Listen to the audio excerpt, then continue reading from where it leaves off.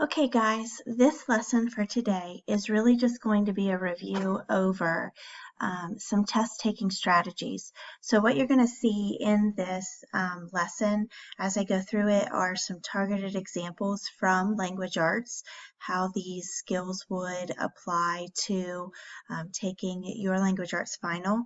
But please understand that the strategies that are going to be discussed can apply to any test that you are going to take. So the first thing we want you to remember is don't freak out. These are final exams. They're an opportunity to show what you've learned this year, and you don't need to be stressed about that. You've learned a lot, and your teachers know that, and we can't wait to see how that translates to the end of the year test. So the night before testing, these are things that we would tell you if you are in the classroom. Go to bed on time. Solve family-friend problems before the testing date. Talk to your parents about any concerns you might have about the test.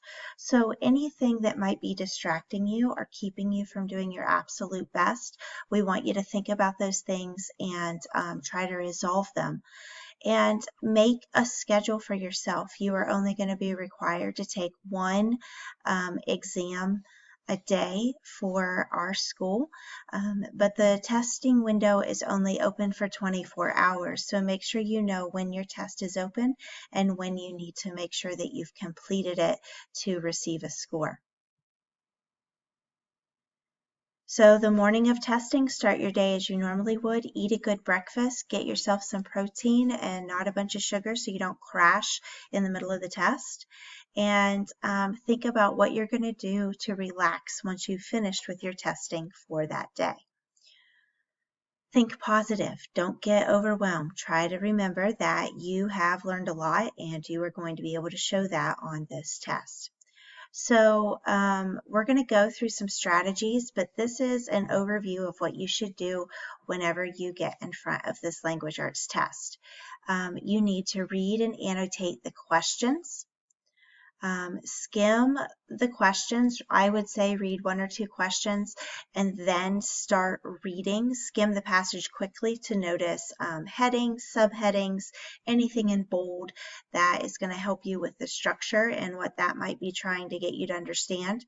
And then after you've done those two things, skim the questions, skimmed the passage, read the question or read the passage carefully, keeping the questions you have to answer in the back of your mind, and then reread the questions and answer them. So if you do not understand the directions, take a moment to review the verb. What is it asking you to do? So in a multiple choice question, we're going to come back to this several times throughout this, but you want to annotate and make sure you understand the action the question is trying to get you to do. That links to the skill. Then read the question and all of the answer choices before marking anything. Don't just jump on the first answer that looks like it might be right. Read all the answer choices because often in language arts there's a good answer and then there's the best answer. So you have to figure out which answer is the best. So here's some practice. You have this photograph. It says, what can the reader best conclude about the man in the photograph? Okay, so the first thing I'm going to notice is that the verb in the question is conclude. So this is asking me to draw a conclusion. As a student, I have to draw the best conclusion about this picture. So now I'm going to go through my answer choices. A, he's a professional trainer. B, he is the owner of the gym. C, he enjoys exercising in the gym. D, he is more fit than many other people. So if I look at all these answer choices, they're all related to what I see in the picture. He is in a gym, but I don't know, I don't have anything about his t-shirt that indicates that he's a professional trainer or that he owns this establishment. All I notice is that it does appear that he's in a place to work out and he's smiling. So that tells me that the only answer that I can actually defend based on what I see in the picture is that he enjoys exercising in the gym. He has a smile on his face. He's happy about being there. So that's our only logical answer. All right, so pace yourself. Don't spend too much question on any or don't spend too much time on any one question. Do your best and then move on. If you've got 2 questions on a page, answer the easiest question first and go back to the ones that you skipped or they tripped you up. You can do that, especially in language arts. You do not have to answer the questions in order. So here's an example. I have an excerpt and then I have 2 questions. So I'm going to look at the questions first. Number 1 says, which of the following best describes Jonathan as a character? Number 2 says, what is the overall impact of the bicycle scene in the progression of the story? So if I read this excerpt, it says, suddenly there was wailing. The bike was on its side and Caleb was next to it. Jonathan sighed, but he knew what he had to do. He carefully sat his bike off the sidewalk in the yard and walked back to help his brother off of the sidewalk. So based on the excerpt I have here, it's the bicycle scene, but the only question I can answer quickly is number 1, based on what I see in this passage. So I would answer this question first and then go back to the entire passage and think about how this scene works in the entire story. Okay? So, process of elimination. This is another technique. Use this technique as you take the test. After you've been through all the questions once, go back and find questions you have some knowledge about and eliminate choices that you know are incorrect. So here is, we're going to talk about this. If you can eliminate 2 wrong answers, your chance of choosing the right answer is greater. So instead of it being 25% a guess that you get the right answer, you're to 50%. So, here we go. Read the question and try to eliminate the bogus answers. Which of the following best describes the impact of the narrator's point of view for the reader? So A says the story is told in chronological order. B says the narrator is third-person omniscient, so the reader only gets one perspective of the events. C, the conclusion involves a surprise. D, the first-person narrator gives the reader a limited perspective and creates suspense. So I need to go through here and figure out which of these questions or answers I can eliminate for this question. So A, chronological order is structure. It's not point of view. It's the wrong concept. So I know I can eliminate that answer. B, this is an incorrect statement. Third-person omniscient is not one perspective. It's all of the characters. So there I go. I can eliminate another answer option. C, the conclusion involves a surprise. Well, the conclusion has nothing to do with the narrator's point of view. So again, in the story, there might be a surprise, but it's the wrong concept. So that leaves me with D, must be the correct answer. So keywords. Find keywords or phrases in the questions that will help you choose the correct answer. Again, find the verb. What is it asking you to do? So, example, annotate the question for keywords, your verbs and your language arts terms. So here's an example question. How does the author's repetition of the idea expressed in the following lines help communicate his main message? So this is a poem. And I have an excerpt. It says, under the sod and the dew, waiting the judgment day, love and tears for blue, tears and love for gray. So let's look at the question. First and foremost, I see the word repetition. So that means in this poem, even though there's one excerpt here with this question, that means I'm going to be looking for something that's repeated in the poem. And I know that things that are repeated are important. So in this particular poem, the last 2 lines of the stanza are what is repeated. And it says, how does it communicate the main message? So communicating the main message, in other words, that's the theme. When you see the word message, you know that you're getting back to theme. So if I put these ideas together, number 1, what is repeated?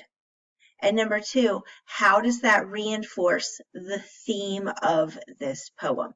So then that helps me analyze the answer choices. So A, it shows there are no winners when it comes to war, only destruction, and that in death everyone is equal. B, it tells the reader that battles should be remembered and reenacted to remember losses once suffered. C, it shows that those who die in battle should never be remembered for their sacrifices. And D, it reminds readers that it is not their job to wonder the reasons behind the war, but to follow the actions of others and mourn the losses when they happen. So if I went back and